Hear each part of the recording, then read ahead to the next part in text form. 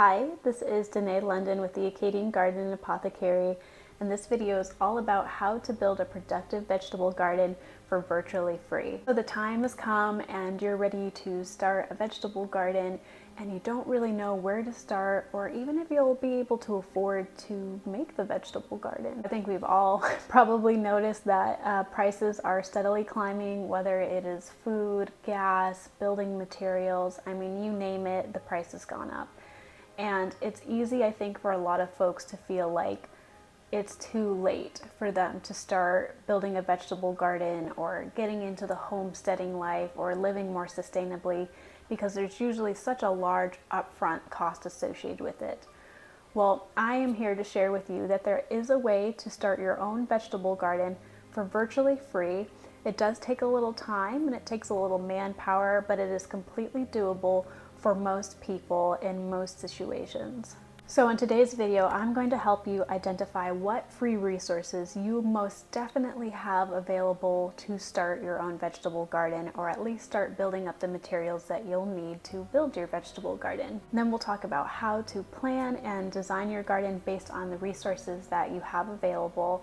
And then I'm going to share with you 3 absolutely easy garden ready vegetables that you probably have in your pantry, and if you don't have in your pantry, you can easily make a trip to the grocery store on your regular grocery store runs and pick up these materials. The most wonderful thing about a garden is that you really don't need much to garden. What you need is some good soil, and luckily soil is one of the easiest things to make if you have time and if you focus on putting the right materials, mixing the right materials together to create soil. You don't need to have gas-powered tillers or diesel tractors or all of this, large, expensive 10, 20, 30 grand farm equipment to start gardening or to start building a farm. All you really need is to be able-bodied and to have the passion, the determination, and the dedication to see a project through. So without any further ado, let's get into the video. Again, my name is Danae London with the Acadian Garden and Apothecary, and this video is all about how to create a productive vegetable garden for free.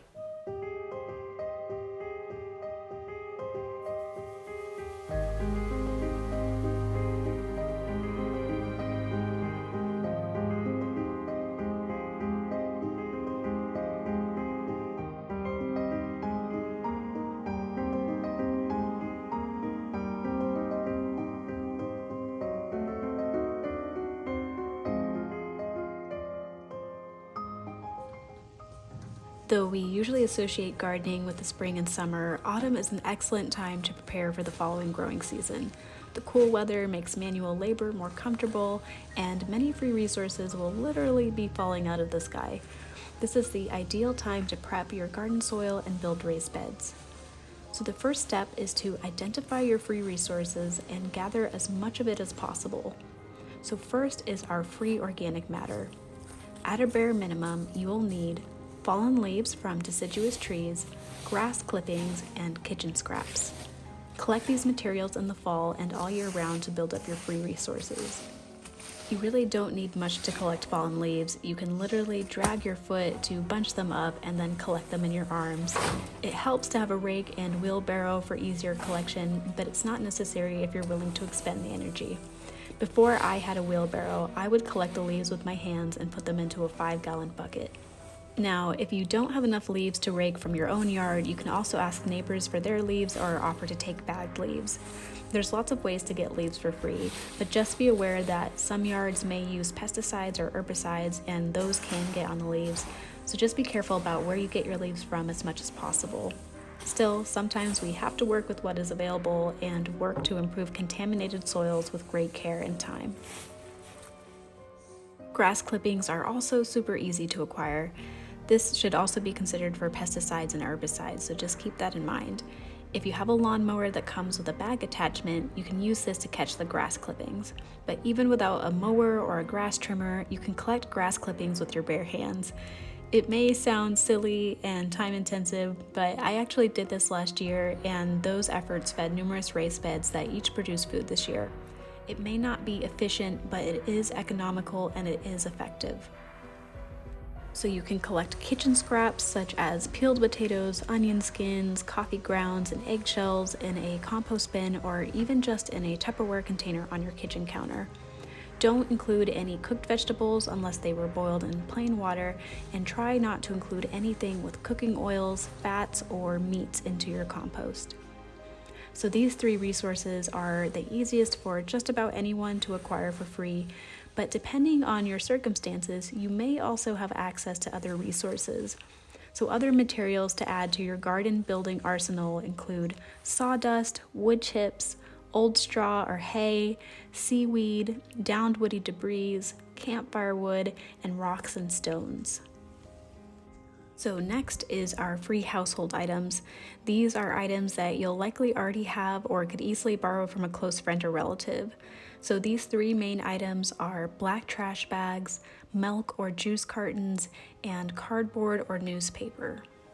Milk and juice cartons you can most definitely source from your own home. Just clean the cartons and hold on to them. They'll come in handy later. So if you order packages on Amazon, cardboard can be easily sourced. Save only the brown cardboard and nothing that is glossy, laminated, or coated in any way. If you don't frequently buy packages, that's alright. You can go to a hardware store such as Aubuchon, Tractor Supply, or even a local box store. More than likely, they'll have dumpsters full of plain cardboard from unboxing shipments, and they may be willing to give you what they have for free. Newspaper is another item that can be sourced for free if you know where to look. We get our free papers from a local corner store, but you can also find free newspapers at town offices, gas stations, and libraries. Again, collect as much as you can. Now, there are a few other items that you might have that can also come in handy. You are definitely at an advantage in starting your free of cost garden if you have any of the following items. Any household items that you can use as filters, such as a tennis racket, old window screens, a colander, or even a cat litter scooper will do. A smartphone to use as a compass, cinder blocks, and 5-gallon buckets. So once you've identified and collected your free resources, you are ready to make the magic happen. Let's talk about how to make your own soil amendments and how to make seed starting soil. So combined with sufficient sunlight and water, good soil is the literal foundation of any successful garden. You don't need to have deep soils in your backyard or front yard in order to garden, and you don't need to spend hundreds or even thousands of dollars buying premium compost or amendments. You can make an ideal soil for plants in less than a year with just a few free resources. A quality compost can be produced using cold or hot composting methods. A hot compost requires the right concentration of nitrogen-rich green materials like fresh cut grass and kitchen scraps, and carbon-rich brown materials like autumn leaves, aged straw or hay, or even twigs, branches, and logs. You can make a cold compost that is primarily carbon-rich organic matter. It simply takes longer for it to break down into a form that's usable by most plants. To make a hot compost, you'll layer carbon-rich and nitrogen-rich materials in a compost heap somewhere close to your garden. You can dig a depression into the ground to set your compost in if you need a way to keep it contained. Rotate it at least once a month and you'll be on your way to creating your own nutrient-rich, biodiverse soil amendment at no cost to you. Another way to use your leaves is to make a leaf mold. By creating a large pile of leaves, a leaf mold can be made in about 1 to 2 seasons if left in a large pile that's rotated at least once a month. But if you need to make a mold quickly, you can shred the leaves, add them to a black trash bag, and leave them out in the warm sun. The bag will quickly heat up and speed up the decomposition process. Finally, you'll want to make a fine medium for growing seedlings in. Seedlings are more delicate than mature plants and require a more broken down soil in order to sprout and grow. You can buy a seed starting soil, or you can make your own by doing the following. Start with a well-aged compost, cold or hot. Once the compost is broken down enough, you can begin filtering. Start with a coarse filter, such as a milk crate or a cat litter scooper, and work your way down to a fine filter, such as a window screen or colander. Once this has been done, add the filtered compost to a black trash bag and leave in the sun for at least a month. This process will help to sterilize the soil, making it safer for your seedlings. The compost will need to heat up to at least 160 degrees Fahrenheit to kill most insects and eggs, and 180 degrees Fahrenheit to kill most weed seed. Of course, this process should be done no later than early fall, especially in northern climates. Now that we've established how to make your own compost and seedling starter soil, we are now ready to discuss how to design and build your own garden free of cost. In this video, I am assuming a few things. You should have a location in mind where you'd like to start a garden. Ideally, your garden should have a south-facing exposure, meaning that the long side of your rows or raised beds should face towards the south. This will maximize the amount of sun that your garden gets without your plants casting shadows over each other. If you have a smartphone, it more than likely has a built-in compass that you can use to get oriented. If you don't, you can determine the general direction of the sun by using your 4 cardinal directions. The sun rises in the east and sets in the west. If you can figure that out, you can determine which general direction is south. If there is significant shade, you'll want to remove as much of that as possible. Spend a little time observing the area where you wish to place your garden and determine if it gets enough direct sunlight during the day, a minimum of 8 to 10 hours. The volume of organic matter and building materials you were able to collect help to determine the initial size of your garden. It's better to go with a small, compact garden your first year than to stretch yourself and your resources too thin. Since this is a cost-free garden, I'm going to assume that you have little to no farming or gardening tools available, so a no-dig raised bed will be used here instead of a tilled area. Now it's time to put together your building materials and build your raised beds. When a lot of people think of raised beds, they picture long rectangular wooden boxes. Lumber is getting more and more expensive, and while this style of raised bed is neat to look at, many of us can't afford to drop the $200 or so needed to build each bed. Raised beds don't actually need to have sides to be considered raised beds. They can simply be mounded rows.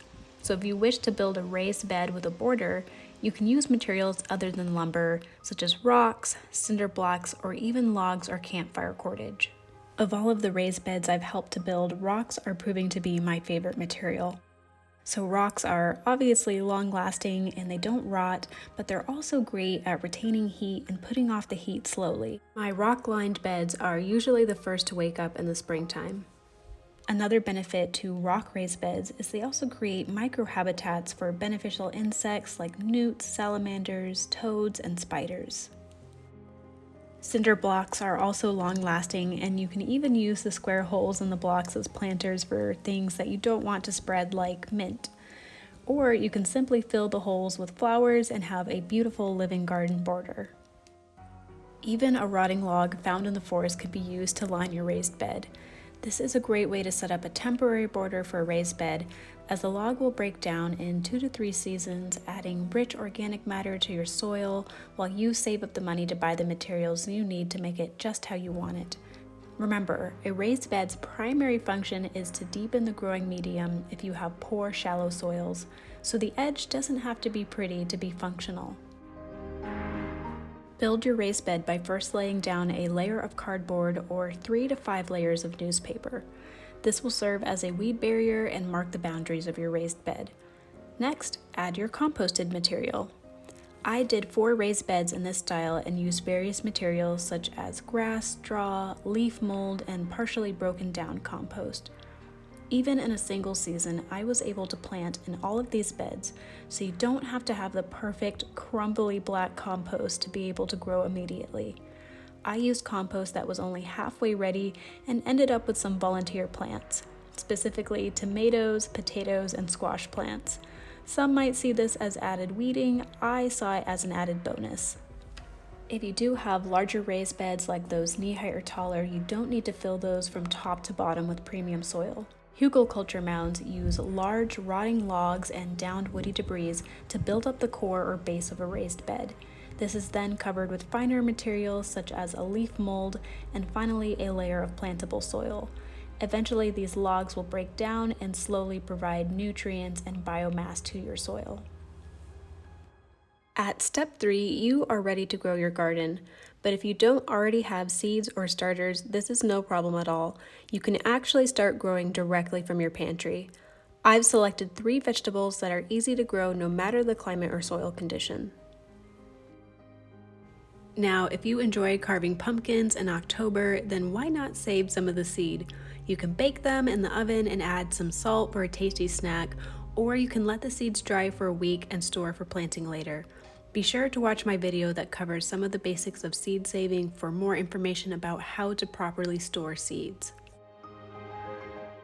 You can save seed from any type of winter squash that's bought at a grocery store.